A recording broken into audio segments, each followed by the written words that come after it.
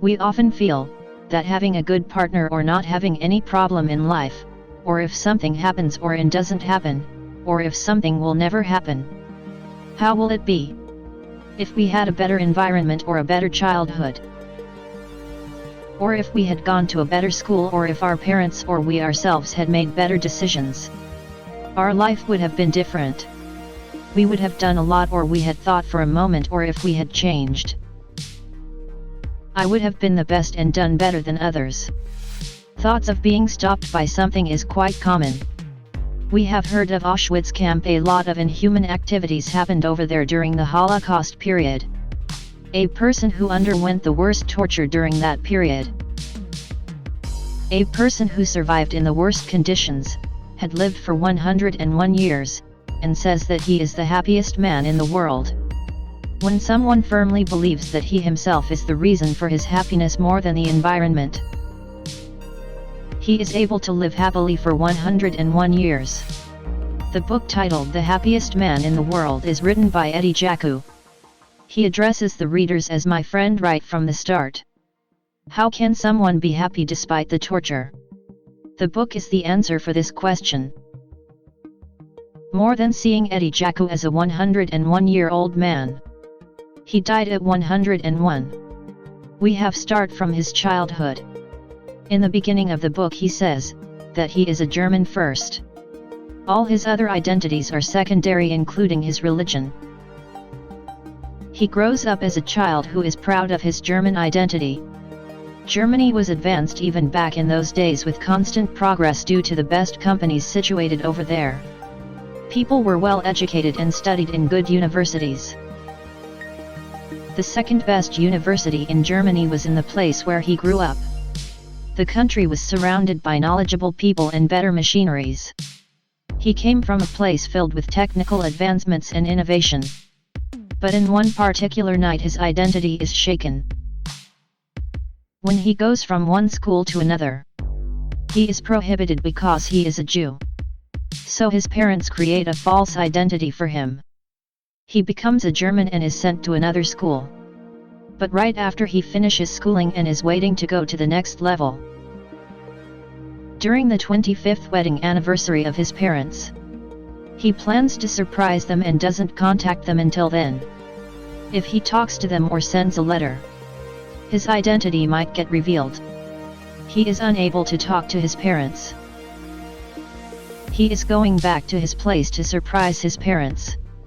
His house is a 200-year-old property. His ancestors had also lived there. But when he returns back, his parents are missing. It shocks him. Only his dog Lulu is there.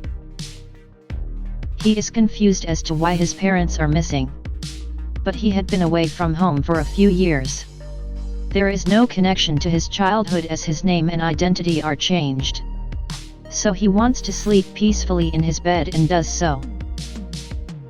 The next morning at 5 a.m. This is happening in November 1938. 10 men break his door and barge in. They are German soldiers known as SS officers. They take him away saying that he is a Jew. His neighbors also swear at him saying that he is a Jew. His dog is killed in front of his eyes. He is sent to a camp for the first time. The people who shouted at him were all known to him from childhood. They were all learned people. But they never thought about the right way to treat someone. If they had not given up on their morals, history would have been different. But no one tried to stop those men. Children were thrown into that cold river. Just because they were Jews. How can someone behave like this? The author is shocked that his world had turned upside down.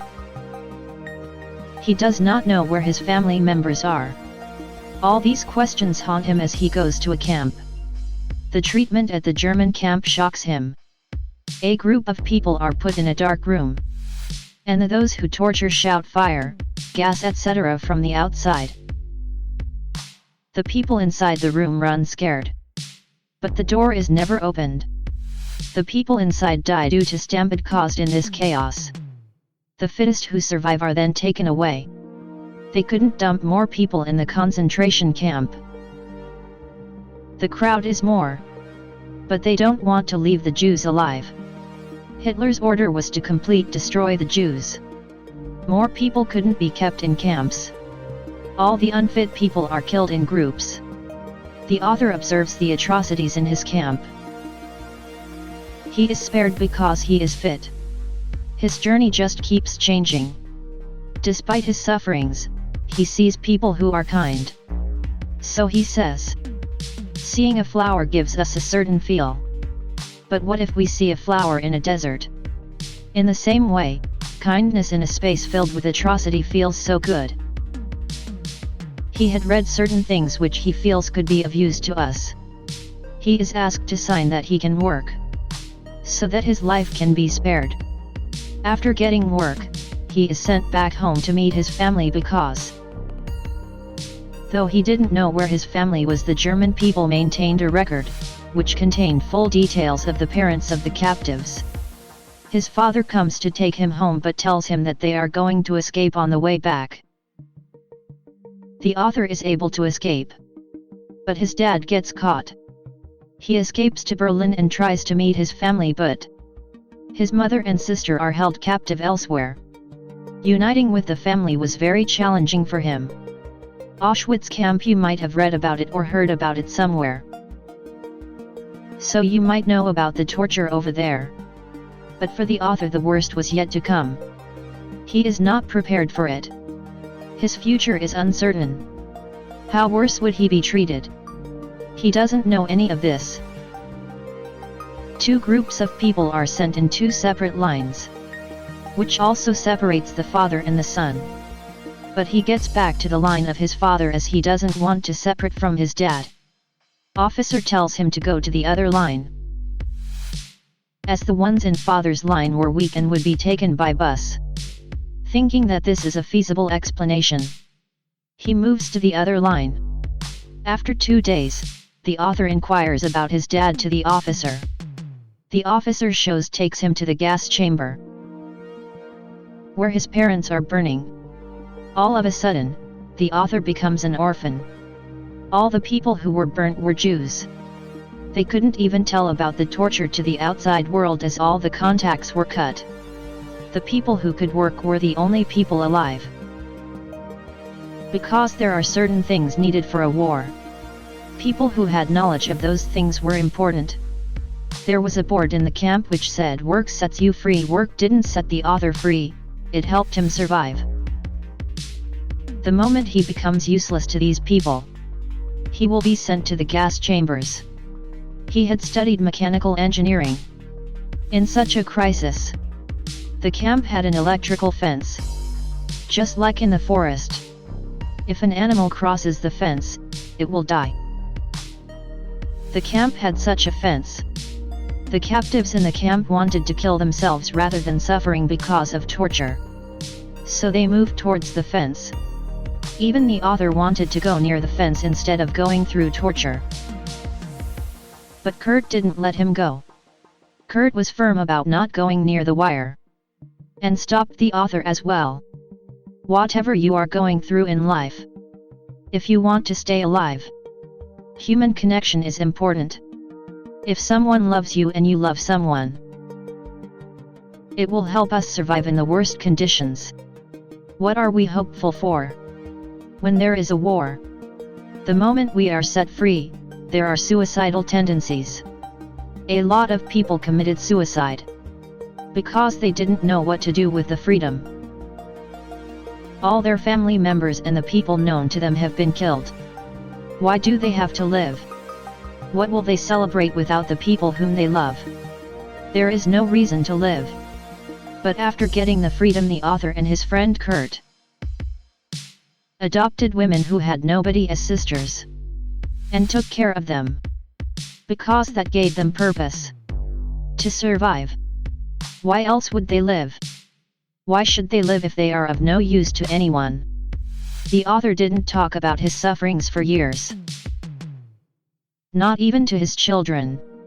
He couldn't do that because it was a lot of trauma. But as he started opening up, it felt like justice to those who suffered. Without anyone opening up, there would not be any proof of the torture.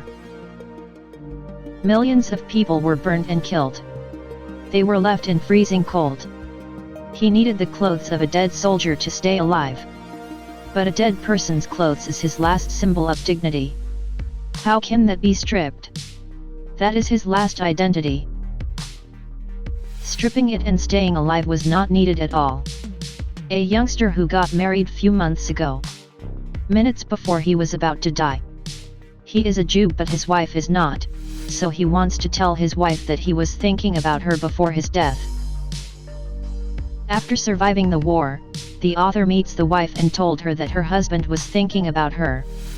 She invited him home to have food. The lady's parents inquired whether he was Jew. He wonders how they ask about his identity after all that he had gone through. A lot people would have seen war or lost their lives in the mass killings.